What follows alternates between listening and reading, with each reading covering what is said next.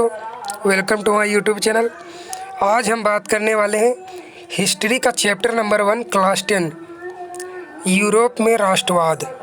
Europe में राष्ट्रवाद full chapter हम पढ़ने वाले हैं और जो है ये पूरा चैप्टर एक ही वीडियो में आपको समाप्त कर दिया जाएगा और इसके इम्पोर्टेंट क्वेश्चन हम अगले दिन लेकर आएंगे। इस वीडियो को बनाने में लगभग मुझे 2 घंटा पूरा लग गया है। देखिए, आधे घंटे का वीडियो है और इसको एडिट करने और सब चीज़ करने में पूरा 2 घंटा लगा है। तो कम से कम प्लीज़ एक लाइक कर दीजिए। अगर आप लोग जो है सच्चे स्टूडेंट हो तो कम से कम एक लाइक कर दीजिए। एक ही वीडियो में फुल चैप्टर समाप्त होने वाला है। इसके बाद कोई भी कन्फ्यूजन इस चैप्टर में आपकी नहीं रह जाएगी। तो चलिए वीडियो को स्टार्ट करते हैं। देखिए, सबसे पहला जो हमारा तथ्य है वो है राष्ट्रवाद। राष्ट्रवाद क्या है अगर हम बात करें तो अपने राष्ट्र के प्रति प्रेम की भावना होना राष्ट्रवाद कहलाता है। इस लाइन में लिखा है, जैसे कि हम अपने देश की बात करें तो जब आज़ादी वाला दिन आता है 15 अगस्त, तो हमारी भावना जो है प्रेम की जागृत होती है अपने देश के प्रति कि अगर कोई भी ज़रूरत पड़े तो हम अपने देश की रक्षा करने के लिए तैयार रहते हैं।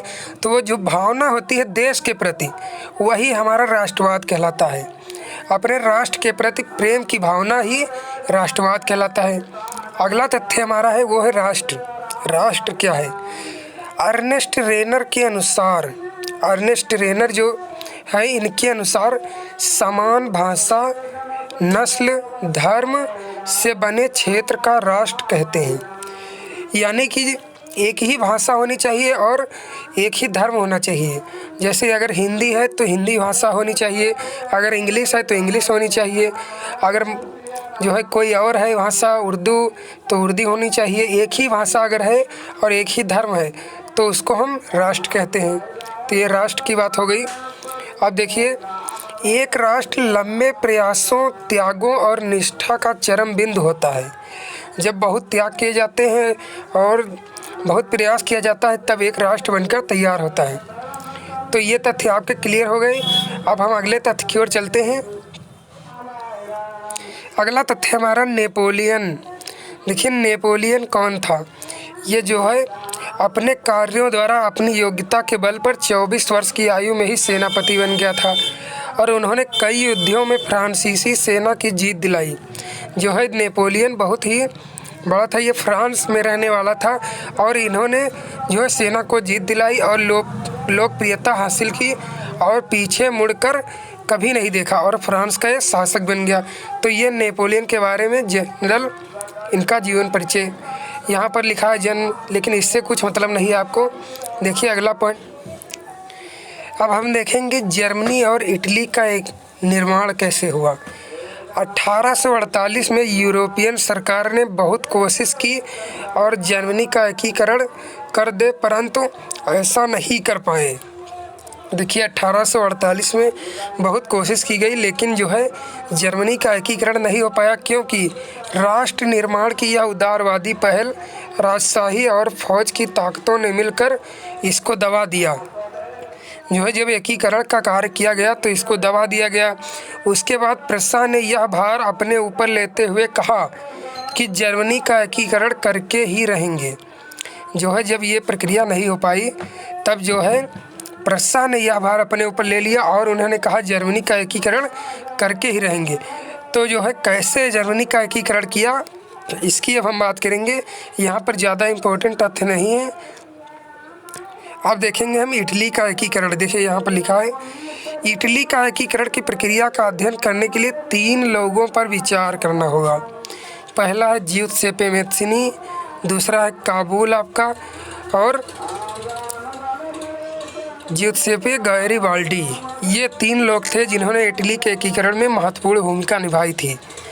तो इन्होंने कैसे महत्वपूर्ण भूमिका निभाई यहाँ पर हम देखेंगे कि इनका लक्ष्य क्या था। इटली का एकीकरण इनका करना था। तो जो है इन्होंने कैसे इटली का एकीकरण किया। यह ना ही क्रांतिकारी थे और ना ही जनतंत्र में विश्वास रखते थे। ये जो तीनों लोग थे यह क्रांतिकारी भी नहीं थे और जनतंत्र में विश्वास भी नहीं रखते थे।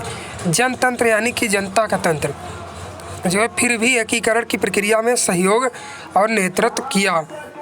फिर चतुर कूटनीति से फ्रांस और ऑस्ट्रेलिया के बीच जो युद्ध हुआ उसमें जीते थे। जो है जब युद्ध हुआ ऑस्ट्रेलिया और फ्रांस का तो इन्होंने जीत हासिल की। अब देखिए जेसीपी गारिबाल्डी ने क्या किया था इटली के एकीकरण में। इन्होंने हीरो ऑफ रेड शर्ट के नाम से जाने जाते थे और स्थानीय किसानों का समर्थन पाने में सफल हुए थे। तभी इन्होंने इटली का एकीकरण कर पाया क्योंकि किसान इनके साथ थे और स्पेनिश शासक के युद्ध में बड़ा योगदान था इनका। तो इन्हीं तीनों की वजह से इटली एकीकृत हो पाया था।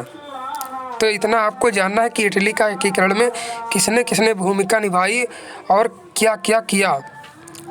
अब देखिए, अब हम यहाँ पर बात करने वाले हैं जर्मनी का एकीकरण, कि जर्मनी का एकीकरण कैसे हुआ। जर्मनी के एकीकरण का कार्य 1948 में प्रारंभ हुआ था और इन्होंने कैसे इटली का एकीकरण किया हमने ये देखा है। अब देखेंगे जर्मनी का एकीकरण, क्योंकि जर्मनी में भी इटली की तरह एकीकरण हुआ और इन्होंने कौन कौन से लोग थे इनमें महत्वपूर्ण भूमिका निभाई।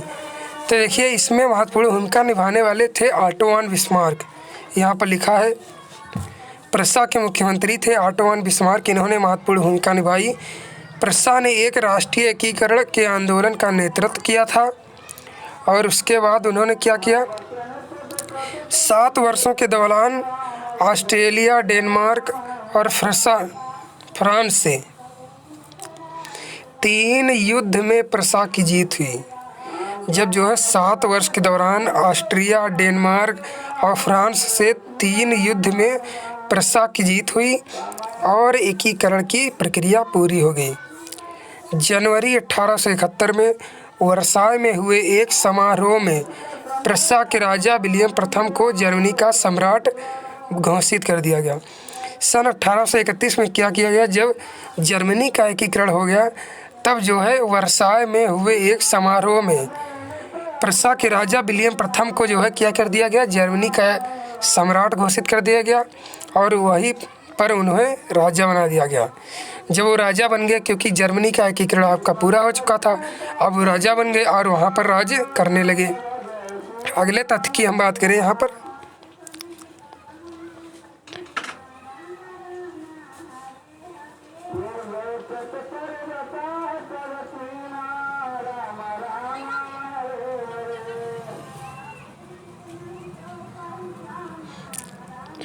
अगला तथ्य हमारा कि 19वीं शताब्दी से पहले यूरोपीय संघ राज्य 2 भागों में बटा हुआ था, उच्च वर्ग कुलीन वर्ग और निम्न वर्ग कृषक वर्ग।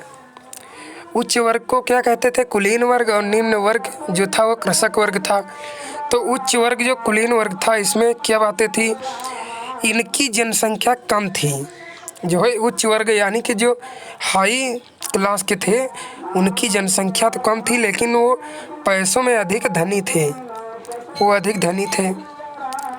तो इसलिए उन्हें उच्च वर्ग का नाम दिया गया था, क्योंकि उनके पास पैसा अधिक था। और जो दूसरा वर्ग था वो किसान वर्ग था। तो उच्च वर्ग की बात करें तो हमेशा अपना वर्चस्व जमाते थे। ये लोग जो है गरीबों पर अपना वर्चस्व जमाते थे और सारे खेतों के ये मालिक थे, सारे खेतों के ये मालिक थे और सारे अधिकार इनके पास थे। यहाँ पर जो सारे अधिकार थे वो उच्च वर्ग के पास ही थे। यहाँ पर देखिए ये इम्पोर्टेंट तथ्य आपको पढ़ लेना है। इनके पास ही सारे अधिकार थे, क्या करना है, कर लगाना है, कैसे खेती करनी है, सब कुछ इनके पास ही था। निम्न वर्ग जो है सिर्फ मेहनत मजदूरी करता था बस। तो अब हम निम्न वर्ग के बारे में जानेंगे कि निम्न वर्ग क्या था। जनसंख्या इनकी अधिक थी। पहली बात तो ज़्यादा जनसंख्या होगी तो आपको पता है ज़्यादा भोजन की आवश्यकता होगी। और ज़मीन हीना यानी कि इनके पास ज़मीन नहीं थी, ज़मीनहीन होना चाहिए। यहाँ पर इनके पास ज़मीन तो थी नहीं, सारे खेतों के मालिक तो वो थे उच्च वर्ग वाले, तो इनके पास ज़मीन भी नहीं थी, तो वहाँ पर काम करना पड़ता था और किसी भी प्रकार का अधिकार इनके पास नहीं था। जो वो कहते इन्हें किसानों को वो करना पड़ता था। यहाँ पर लिखा है नोट, यूरोपियन समाज असमान रूप से विभाजित था, यानी कि वहाँ पर किसी को समान अधिकार नहीं दिया गया था कि वहाँ पर समान अधिकार दिया जाए। किसी को समान अधिकार नहीं दिया गया, असमान अधिकार था। इसलिए जो है उच्च वर्ग को ज़्यादा अधिकार था और निम्न वर्ग को कम था, इसलिए वहाँ पर निम्न वर्ग जो है बहुत कमज़ोर वर्ग था। अब देखेंगे 19वीं सदी के बाद नए वर्ग का उदय हुआ, मध्य वर्ग। इसमें सभी पढ़े लिखे लोग होते थे। जब मध्य वर्ग का उदय हो गया तो इसमें क्या हुआ, सभी पढ़े लिखे लोग थे। यहाँ पर बड़ा कर देता हूँ। और जैसे डॉक्टर, उद्योगपति, व्यापारी आदि मध्यम वर्ग में ये सभी लोग आते थे। डॉक्टर हैं, उद्योगपति हैं, व्यापारी हैं, ये सभी लोग मध्यम वर्ग में आते थे। और इन्होंने एक समान कानून की मांग की, यानी उदारवादी राष्ट्रवाद। जब ये पढ़े लिखे लोग आए तो इन्होंने एक समान कानून की मांग की। तो ये आपको तथ्य बिल्कुल याद रखना है। और अगले तथ्य की ओर हम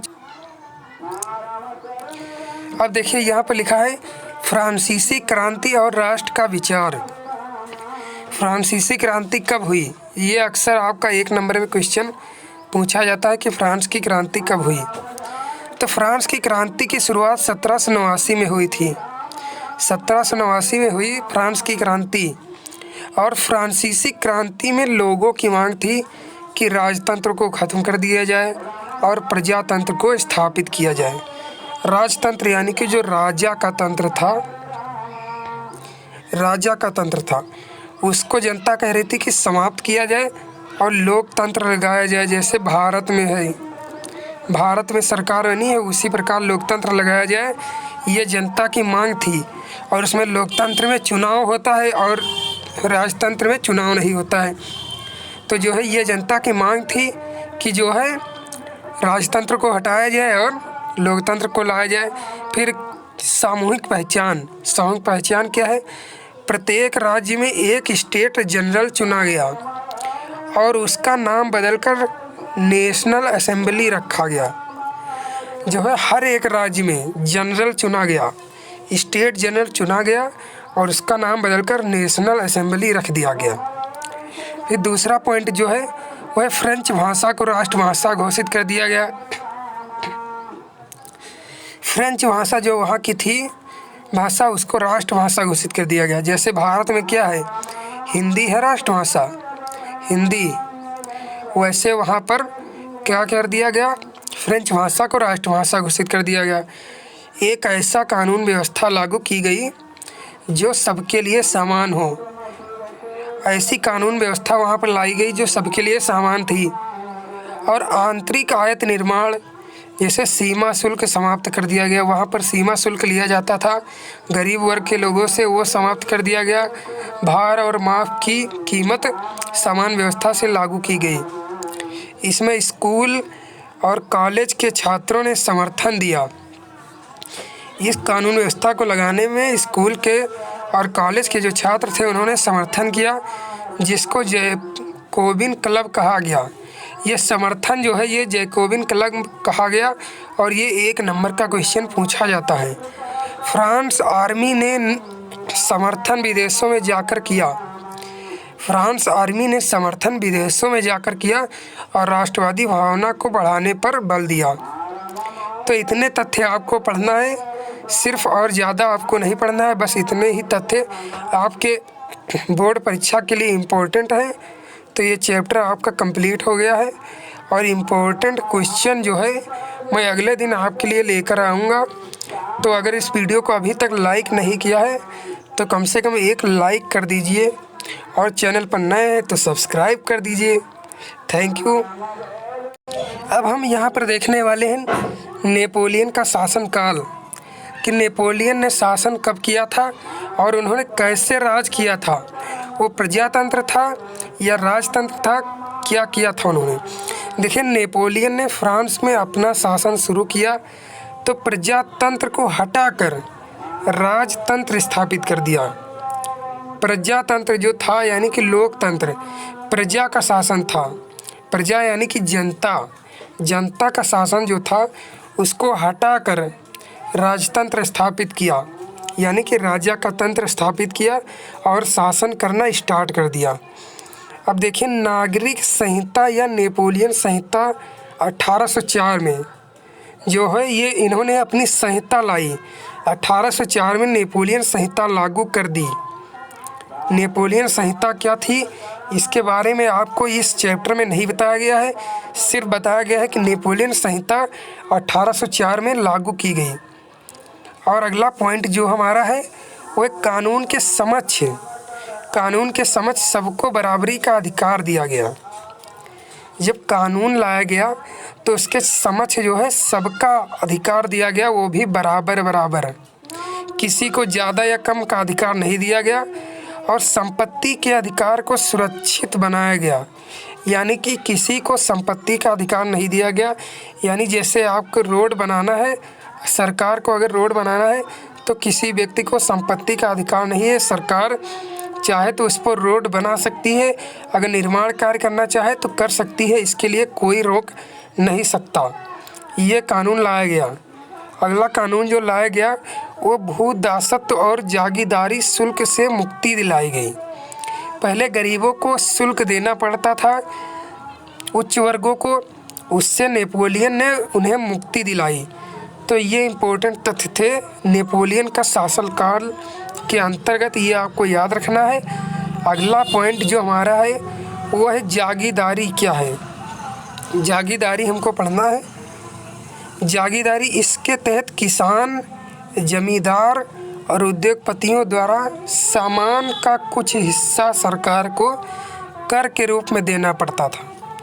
जो किसान थे, जमींदार थे और उद्योगपति जो थे, जो सामान का कुछ हिस्सा सरकार को इसमें देना पड़ता था और इसी को जागीरदारी कहते थे। और नेपोलियन के समय से ही व्यापार का आवागमन एक संचार के रूप में बहुत ज़्यादा विकास हुआ। जब नेपोलियन ने शासनकाल अपना प्रारंभ किया तो उस समय जो है नेपोलियन के समय में व्यापार बहुत तेज़ी से बढ़ने लगा और लोग व्यापार की तरफ अग्रसर हो गए। राष्ट्रवादी विचार को बांटने के लिए उन्होंने कुछ क्षेत्रों में कब्जा कर लिया। जब क्या किया, राष्ट्रवादी विचार को बांटने के लिए उन्होंने कुछ क्षेत्रों में कब्जा कर लिया और कर को बढ़ाना और जबरन भर्ती जैसे अनेक कानून स्थापित कर दिए जागीरदारी में। अब जो है यूरोप में राष्ट्रवाद का निर्माण हमको पढ़ना है। यूरोप में राष्ट्रवाद का निर्माण कैसे हुआ। किसी भी राष्ट्र के निर्माण के लिए एक सामूहिक पहचान, संस्कृति, परंपरा आदि का सामान बहुत होना ज़रूरी है। जब तक ये सभी चीज़ें समान नहीं होंगी तब तक जो है राष्ट्रवाद का निर्माण नहीं हो सकता है। यूरोप में हर जगह अलग अलग समाज था, अलग अलग भाषाएं बोली जाती थी, इसलिए वहाँ पर जो है राष्ट्रवाद का निर्माण करना बहुत ज़रूरी था। तो राष्ट्रवाद का निर्माण कैसे हुआ यहाँ पर हम देख लेते हैं और इसके बाद हमारा टॉपिक बिल्कुल समाप्त हो जाएगा। राष्ट्रवाद जो है, राष्ट्रवाद और राष्ट्र राज्य का विचार कैसे उभरा। यूरोपीय समाज की संरचना के अंतर्गत जब संरचना बनाई गई यूरोपीय समाज की, तो उन्होंने कैसे कैसे क्या किया कि राष्ट्रवाद का निर्माण किया। और उदारवादी राष्ट्रवाद को बढ़ावा दिया गया और उसमें रूढ़िवादी जो है शामिल थे। और उन्होंने क्या किया, क्रांतिकारी की। जब क्रांतिकारी लोग सामने आए और उन्होंने बहुत ही मेहनत की, तब जो है वहाँ पर राष्ट्रवाद का निर्माण हुआ यूरोप में। आपको बताया मैंने कि जर्मनी का एकीकरण कैसे हुआ, इटली का एकीकरण कैसे हुआ। ये 7 नंबर में आपके बोर्ड एग्ज़ाम में पूछा जाता है यहाँ से। अगर वीडियो पसंद आया तो वीडियो को कर दीजिए लाइक, चैनल को कर दीजिए सब्सक्राइब और वीडियो को कर दीजिए शेयर। Thank you.